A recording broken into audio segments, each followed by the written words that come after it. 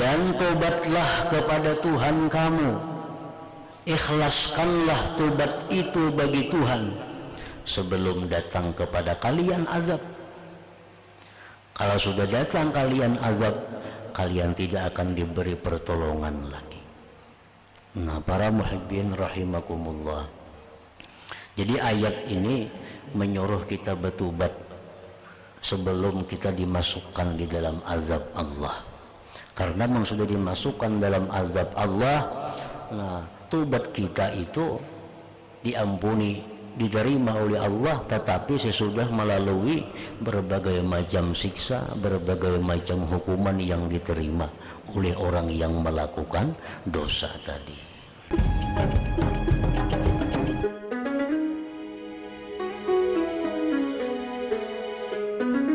Bismillahirrahmanirrahim. Alhamdulillah, nahmaduhu wa nasta'inuhu wa nastaghfiruh wa na'udzu billah min syururi anfusina wa min sayyiati a'malina. May yahdihillahu fala mudilla lahu wa may yudlil fala hadiya lahu. Asyhadu an la ilaha illallah wahdahu la syarika lahu wa asyhadu anna sayyidana Muhammadan abduhu wa rasuluhu wa la nabiyya ba'dah. Allahumma salli wa sallim wa barik ala sayyidina wa maulana Muhammad wa ala alihi wa sahbihi wa dhurriyyatihi wa mawalah, amma ba'du. Yang kita hormati dan kita cintai para habaib dan para alim ulama, para muhibbin hadirin hadirat rahimakumullah. Puji dan syukur yang tak terhingga kehadirat Allah subhanahu wa ta'ala, yang mana pada malam ini kita dikumpulkan di tempat atau majelis yang penuh rahmat dan berkah ini. Salawat dan salam kita haturkan kepada junjungan kita Rasulullah Nabi besar Muhammad sallallahu alaihi wasallam dan kepada seluruh keluarga, para sahabat, zuriat dan pengikut beliau sampai hari akhir. Para muhibbin rahimakumullah, bismillahirrahmanirrahim. Alhamdulillahi rabbil alamin wa bihi nasta'in ala umurid dunya waddin, al-qaili fi kitabihil azim.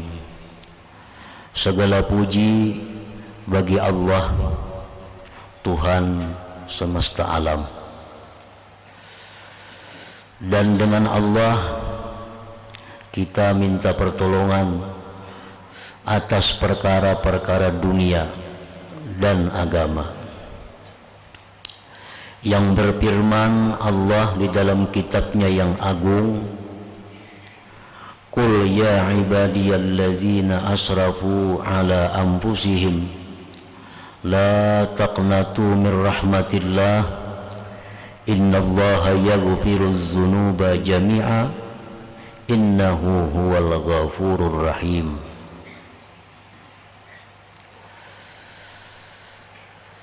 Firman Allah subhanahu wa ta'ala di dalam surat Az-Zumar ayat 53. Qul, katakan wahai Rasulullah, ya ibadi, wahai hamba-hambaku. Ulama tafsir menjelaskan bahwa yang dimaksud Allah dengan wahai hamba-hambaku itu adalah orang-orang yang beriman dengan Allah. Jadi Allah subhanahu wa ta'ala di dalam ayat ini menunjukkan kepada orang-orang yang beriman. Sampaikan wahai Rasul kepada orang-orang yang beriman denganku, allazina asrafu ala anfusihim, yang mana mereka itu melampaui batas atas diri mereka. yang mana mereka melakukan berbagai macam maksiat,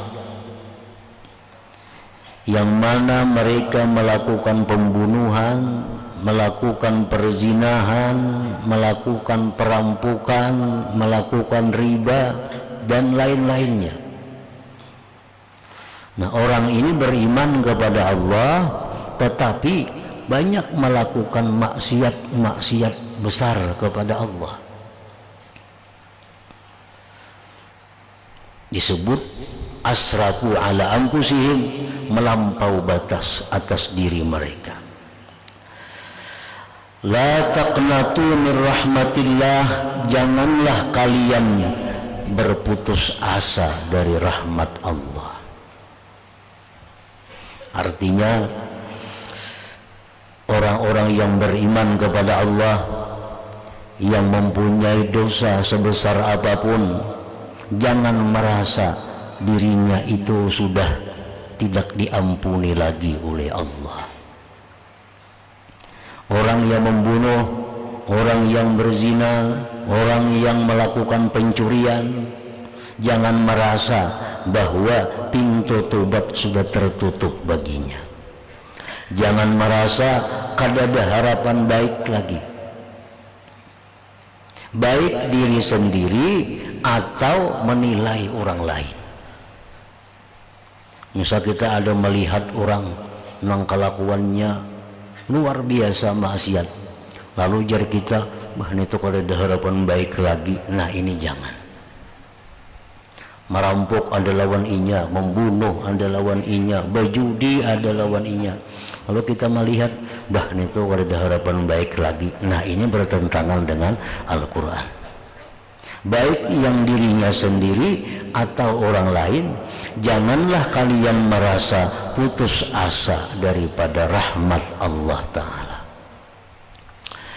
Innallaha yaghfiruz dzunuba jami'a, sesungguhnya Allah mengampuni dosa-dosa seluruhnya.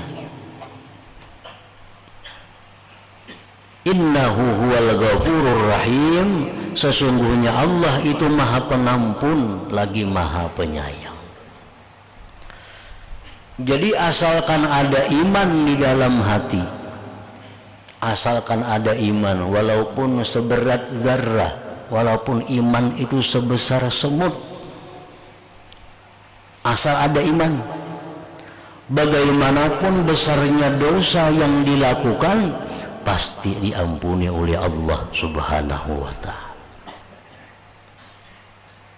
Cuma Allah itu mengampuni, bisa pengampunan itu diberikan sebelum masuk api neraka, bisa ampunan itu diberikan sesudah dimasukkan ke dalam api neraka. Pokoknya asal kita ada iman kepada Allah, bagaimanapun dosa-dosa yang dilakukan pasti diampuni oleh Allah. Nah, cuma tergantung ampunan Tuhan nih.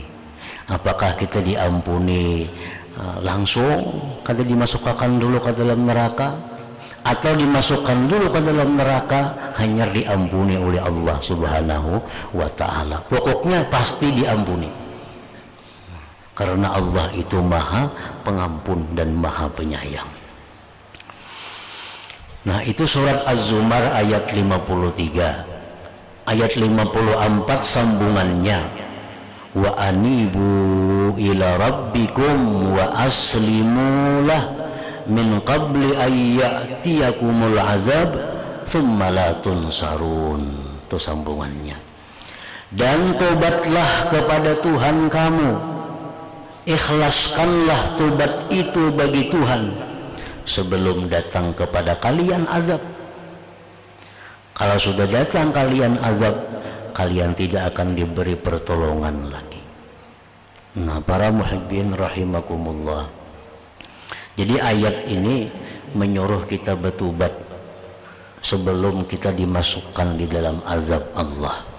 Karena memang sudah dimasukkan dalam azab Allah, nah tobat kita itu diampuni, diterima oleh Allah, tetapi sesudah melalui berbagai macam siksa, berbagai macam hukuman yang diterima oleh orang yang melakukan dosa tadi.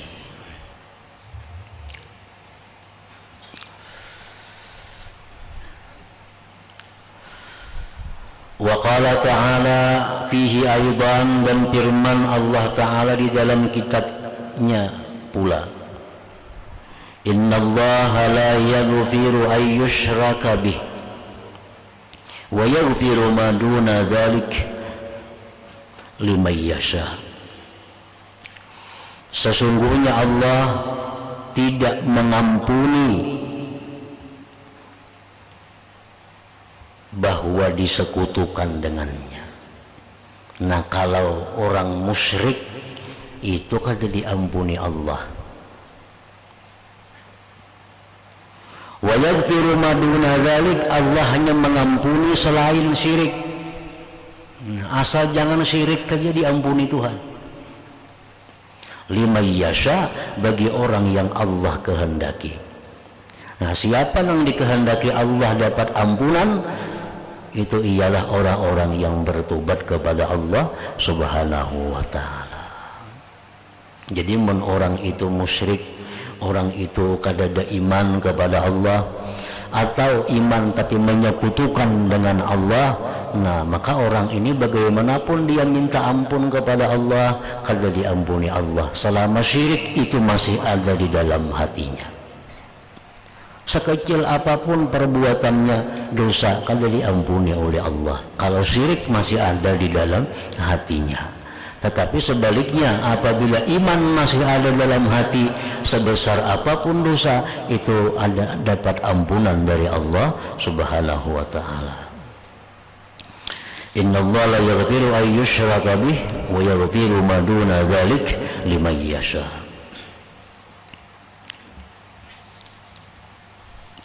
Allah Subhanahu wa ta'ala berfirman dalam hadis qudsi, Rasulullah sallallahu alaihi wasallam menyampaikan, yadkhulu ahlul jannah al jannata wa ahlun nar an nara. Di padang mahsyar itu sesudah selesai diproses, dihisab, ditimbang dan sebagainya, sehingga orang-orang surga sudah masukkan ke surga, orang-orang yang masuk neraka sudah masuk neraka. Padang mahsyar sudah kosong karena sudah menempati tempatnya masing-masing. Nah, summa yaqulullah, kemudian Allah berfirman, akhriju man kana fi qalbihi mithqalu habbatin min khardalin min iman. Keluarkanlah wahai para malaikat orang-orang yang ada di dalam hatinya itu seberat biji sawi daripada iman. Nah, jadi ini orang-orang ini diampuni oleh Allah, tetapi sudah dimasukkan terlebih dahulu ke dalam api neraka. Nah, ini tentu orang-orang yang memperbuat dosa di dalam dunia dan kada sempat inya tobat kepada Allah, mati. Nah, kemungkinan besar ampunan diberikan Allah, tetapi sesudah berada di dalam api neraka itu. Nah, sedangkan orang-orang yang tobat kepada Allah sebelum matinya, tobat kepada Allah sebelum ruhnya sampai di tenggorokan, nah orang ini tentu dapat ampunan oleh Allah tanpa masuk ke dalam api neraka, nah, dimasukkan langsung ke dalam surga. Wa nusalli wa nusallimu ala rasulihil karim sayyidina Muhammadin al-qail, dan kita bersalawat dan mengucapkan salam atas Rasul Allah yang mulia, junjungan kita Muhammad sallallahu alaihi wasallam yang bersabda, man lazimal istighfara ja'alallahu lahu min kulli dayyikin makhraja wa min kulli hammin faraja wa razaqahu min haitsu la yahtasib. Barang siapa, ujar Nabi, yang melazimi istighfar, melazimi istighfar, melazimi permintaan ampun kepada Allah. Misalnya orang ini tiap hari 100 kali minta ampun lawan Tuhan, tiap hari. Nah itu ngarannya lazima malazimi, mengakali. Orang yang setiap hari misalnya 40 kali minta ampun, tiap hari 40 kali, nah itu malazimi minta ampun. Barang siapa ajar Nabi kita yang melazimi minta ampun kepada Allah, Allah jadikan baginya dari tiap-tiap kesempitan itu jalan keluar, dan dari tiap-tiap kerisauan kelapangan, dan Allah berikan dia rezeki dari sekira-kira tidak terduga-duga. Nah itu orang yang melazimi istighfar. Istighfar itu contohnya astagfirullah. Nah, itu istighfar. Astagfirullah, aku minta ampun kepada Allah. Atau rabbighfirli, ya Allah ampuni aku. Istighfar juga ngarannya. Nah para muhibbin rahimakumullah, istighfar ini hendaknya itu diucapkan sesudah tobat. Letaknya istighfar itu sesudah tobat. Jadi tobat itu di dalam hati. Nah istighfar ini di lisan dan di hati. Tobat itu yang pertama menyesali. Itu dalam hati menyesal itu. Nah, menyesal berbuat dosa kepada Allah. Yang kedua, rukun tobat itu berhenti melakukan dosa itu. Yang ketiga, di dalam hatinya itu ada niat, cita-cita kuat kada mau ulangi lagi perbuatan itu. Nah hanyar imbah itu minta ampun kepada Allah, hanyar astaghfirullahalazim, astaghfirullahalazim. Jadi sebagian ulama ada yang mengatakan bahwa tobat itu rukunnya 4. Nah, tadi menyesal, berhenti, bercita-cita kada mau ulang, ditambah lagi istighfar. Tetapi yang masyhur, yang kuat pendapat para ulama, rukun tobat itu hanya 3. Istighfar ini hanya sunat. Itu sebagai hanya simbol bahwa dia telah kembali kepada Allah Subhanahu wa ta'ala. Misal muntung kita ada tadi menyambat orang, kenapa tersambat orang, tahina orang, mahirangnya itu awak umpamanya, kan menyambat orang kan itu kada sadar kada. Nah lalu kita menyesal. Nah menyesal kita dalam hati tersambat orang tadi, tersambat orang, dan kada lagi nyambat orang itu, kada lagi, dan berniat di hati kada mau ulang lagi. Nah hanyar astagfirullahaladzim, aku minta ampun kepada Allah Subhanahu wa ta'ala. Nah itu istighfar nang memberi manfaat ngarannya. Istighfar nang memberi manfaat kepada kita, nang bisa melapangkan tiap-tiap kesusahan, bisa mendatangkan rezeki nang kada terduga-duga. Lain halnya dengan istighfar kadzabin. Istighfar kadzabin itu istighfar pembohong. Istighfar pembohong ini kadang mendatangkan apa-apa kepada dirinya, bahkan mendatangkan kutukan, karena dianggap mengulu-ulu Allah Subhanahu wa ta'ala. Kayak apa istighfar kadzabin itu? Orang yang masih melakukan maksiat tapi minta ampun. Ini sebut istighfar kadzabin. Nah ini kada termasuk dalam hadis Nabi, siapa yang istighfar dapat ini dapat itu, kada masuk. Karena ini mendustai Allah Ta'ala. Ambil contoh umpamanya, laki-laki memakai cincin emas itu kada boleh, kan kada boleh. Ini dosa nih. Nah amunnya bertobat minta ampun itu, amun minta ampun kan dipacol nih. Nah ampih cincin, menyesal, cabut cincinnya, dan dalam hati kada makai lagi. Nah hanya astagfirullahalazim, tadi memakai cincin emas minta. Nah ini istighfar nang bujur. Istighfar kadzabin yang kayak apa? Orang yang memakai utas emas kada dicabut-cabut di tangannya, tapi di mulutnya astagfirullahaladzim, astagfirullah. Tapi di emas nah di tangan, minta ampun lawan Tuhan, itu ngarannya dusta, maulu-ulu Allah Ta'ala. Nah Allah kada suka itu, kada suka. Orang yang masih melakukan riba, contohnya nih, sebagian kita yang masih bekerja dengan riba, minjam duit berbunga, mandak duit berbunga, tong berjalan tuh siang malam kan bandak situ duitnya, tapi malam kan astagfirullahaladzim, astagfirullahaladzim, istighfar kadzabin ngarannya. Amun tuh betul ampi ditarik itu nah dicabut, cabut ampi, jangan lagi berurusan ke situ, minta ampun lawan Tuhan. Nah itu nang bujur, itu nang istighfar nang memberikan manfaat. Istighfar nang jar Nabi tadi apa?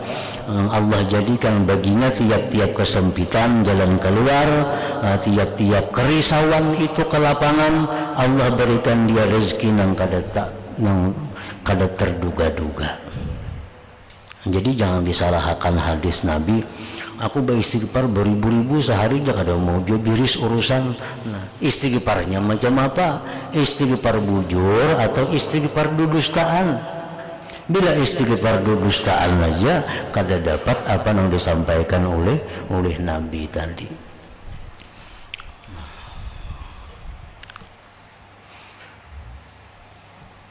Jadi tobat itu intinya adalah berhenti, jangan lagi, masih aja.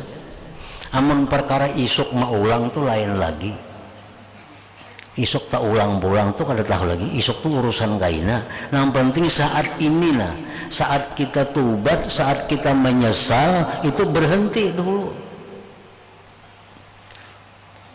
Contohnya tadi umpamanya cincin utas emas tadi nah. Nah, tahu pada ini dosa, menyesal, nah pacul, hendak lagi memakai dalam hati yang sudah berniat nangka itu. Isuk ini tak pakai pulang itu lain lagi kisahnya. Cuman yang hari ini selamat dulu. Perkara isuk itu urusan lain lagi. Isuk kena minta ampun pulang kada jadi soal. Tapi saat itu dia sudah berhenti, dia sudah menyesal, dia sudah punya cita-cita kuat, kada akan mengulang lagi. Wa ala alihi wa sahbihi ajma'in wa la hawla wa la quwata illa billahil aliyyil azim wa hasbunallahu wa ni'mal wakil. Amma ba'du, fa inna at-taubata 'anidz dzunub birruju' ila sattaril uyub wa 'allamil ghuyub mabda'u tariqis salikin wa ra'su malil faizin wa awwalu iqdamil muridin wa miftahu istiqamatil ma'ilin wa matla'ul istifa wal ijtiba lil muqarrabin. Bahwasanya tobat dari dosa dengan kembali kepada Allah yang maha menutupi aib manusia dan mengetahui perkara yang gaib. Bahwasanya tobat dari dosa dengan kembali kepada Allah, mabda'u tariqis salikin, itu permulaan jalan orang yang menjalani jalan Allah. Kita sembahyang ini berarti kita menjalani jalan Allah. Nah, kayak apa caranya supaya sembahyang kita ini baik, supaya sembahyang kita ini bisa diterima oleh Allah? Syarat yang pertama, kita mesti tobat dari dosa. Mesti tobat dari dosa. Apabila kita sembahyang tapi sebelumnya kita kada tobat dari dosa, sembahyang kita itu ditolak oleh Allah. Ditolak oleh Allah.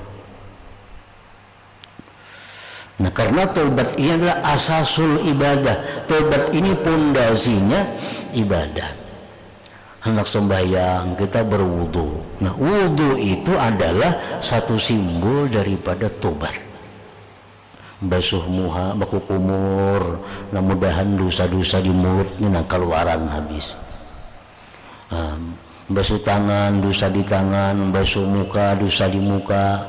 Jadi begitu kita wudu, kita disuruh berdoa. Asyhadu an la ilaha illallah wa asyhadu anna Muhammadar Rasulullah. Allahumma ja'alni minat tawabin wa ja'alni minal mutatahhirin. Ya Allah, jadikanlah aku orang yang tobat kepada Engkau dan orang yang bersih dari dosa. Nah, hanya sembahyang. Jadi sembahyang ini bersih. Nah, jadi wudu itu adalah simbol daripada tobat. Makanya jar Nabi kita, orang menwudu begitu dia makukumur, dia keluarkan baunya, keluaran dosa di mulutnya. Begitu dia basuh mukanya, keluaran dosa beserta air wudhu itu. Basuh tangan, keluaran dosa di tangan serta air membasuh tangan itu. Nah, wudhu itu pembersihan diri daripada dosa. Nah, jadi taubat itu pembersihan diri daripada dosa. Mabda'u tariqis salikin, permulaan jalannya orang yang menuju kepada Allah Subhanahu wa ta'ala. Anjar Nabi kita, at-taib habibullah, orang yang tobat itu kekasih Allah. Nah, bila kita nih tobat, bujur-bujur tobatnya, kita jadi habibullah, jadi kekasih Allah, jadi orang yang disayangi oleh Allah. Bila kita disayangi oleh Allah, kita sembahyang kita pasti diterima oleh Allah, karena dari orang yang dikasihinya. Kita baca Quran, diterima Allah, karena bacaan dari orang yang dicintainya. Jadi kalau kita tobat sebelum beribadah, maka itu menyebabkan amal ibadah kita diterima oleh Allah Subhanahu wa ta'ala. Sebab tobat itu kunci untuk mendapat kecintaan Allah. Kalau orang yang banyak dosa, nah, orang ini adalah baghidullah, orang yang dimurkai Allah. Orang yang meninggalkan tobat dari dosa itu baghidullah, orang yang dimarahi Allah. Kalau orang dimarahi Allah sembahyang, Allah akan menghiraukan sembahyangnya. Kita tuh sarik lawan orang itu, nah datang mengatuk lawan kita, kada kita bukai, kita kada katujuan orang itu. Nah, pemahamannya, kalau orang tuh kekasih kita datang mengatuk pintu, pasti kita buka pintu. Nah, jadi Allah Ta'ala itu kalau kita beribadah, sebelumnya kita ulah diri kita supaya kita kekasihnya dahulu, hanya beribadah, ibadah kita tentu diterima Allah. Nah, mabda'u tariqis salikin wa ra'su malil faizin, tobat itu merupakan modal harta orang-orang yang beruntung. Wa awwalu iqdamil muridin, dan merupakan langkah yang pertama dari seorang murid, nah, daripada seorang muridin. Wa miftahu istiqamatil mailin, dan kunci istiqamahnya orang-orang yang cenderung kepada Allah. Wa matla'u istifa wal ijtiba, dan merupakan terbitnya keterpilihan wal ijtiba, sama aja artinya istifa, lil muqarrabin, bagi orang-orang yang dekat dengan Allah Subhanahu wa ta'ala.